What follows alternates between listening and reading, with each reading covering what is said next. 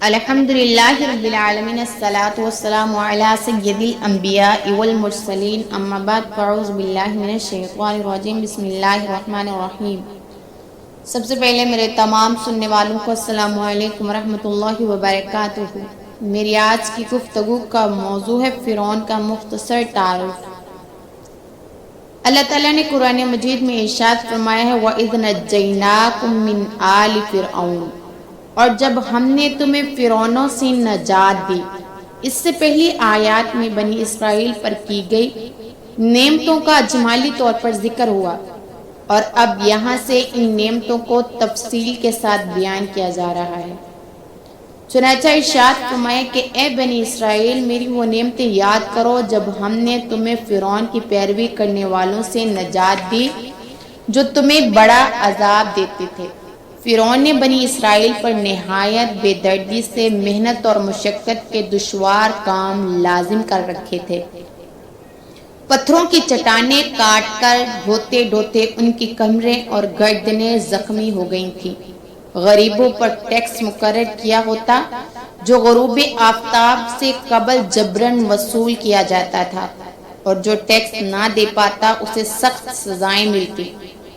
اس فرعونیت کا کچھ نمونہ ان مسلمان ممالک میں بھی دیکھا جا سکتا ہے جہاں کفار نے مسلمانوں پر ظلم و ستم کے پہاڑ توڑ رکھے ہیں اور مسلمانوں کے لیے خانہ اور خصوص جیلیں بنا رکھی ہیں۔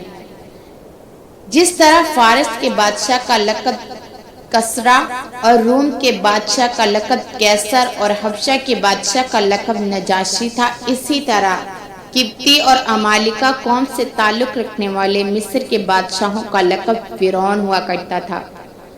حضرت موسیٰ علیہ السلام کے زمانے کے فرعون کا نام ولید بن مسیع بن ریان تھا، اور اس آیات میں اسی کا ذکر ہے۔ اس کی عمر 400 سال سے قبل زیادہ ہو چکی تھی۔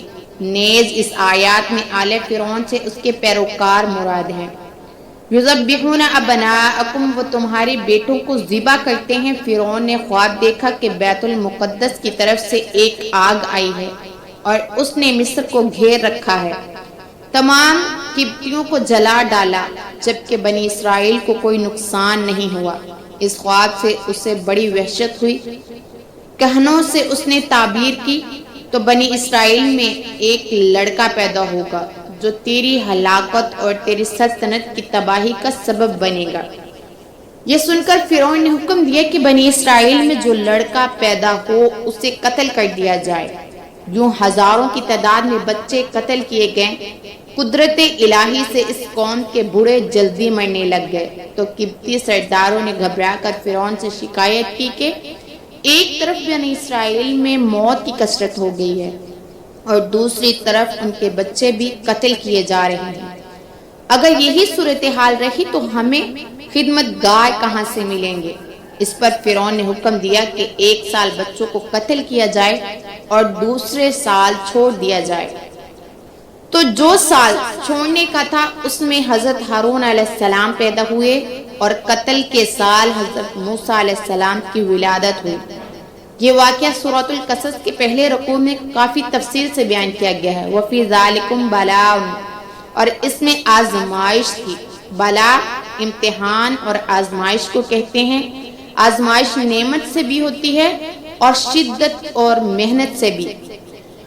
نعمت سے بندے کی شکر گزاری اور محنت اور مشقت سے اس کے صبر کا حال ظاہر ہوتا ہے۔ اس آیات میں اگر ذالکم کا ارشاد فرعون کی مظالم کی طرف ہو تو بلا سے محنت اور مصیبت مراد ہوگی۔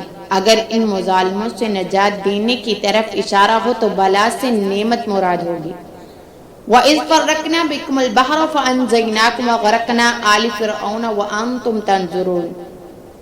وَإِذْ فَرَّقْنَا بِكُمُ الْبَحْرَ، اور جب ہم نے تمہارے لیے دریا پھاڑ دیا۔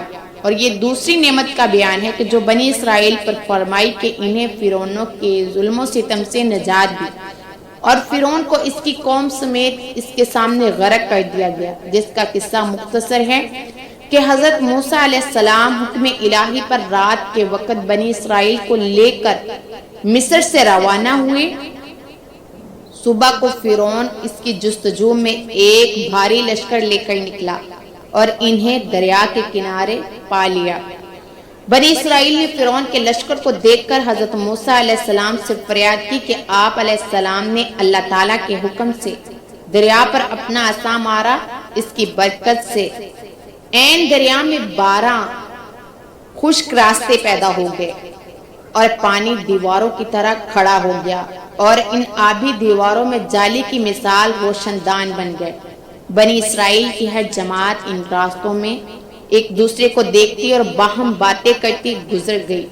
فرعون بھی اپنے لشکر سمیت ان دریائی راستوں میں داخل ہو گیا، لیکن جب اس کا تمام لشکر دریا کے اندر آ گیا تو دریا اپنی اصلی حالت پر آیا اور تمام فرعونی اس میں غرق ہو گئے، اور بنی اسرائیل دریا کے کنارے فرعونوں کے غرق ہونے کا منظر دیکھ رہے تھے۔ وآخر دعوانا ان الحمد للہ رب العالمین۔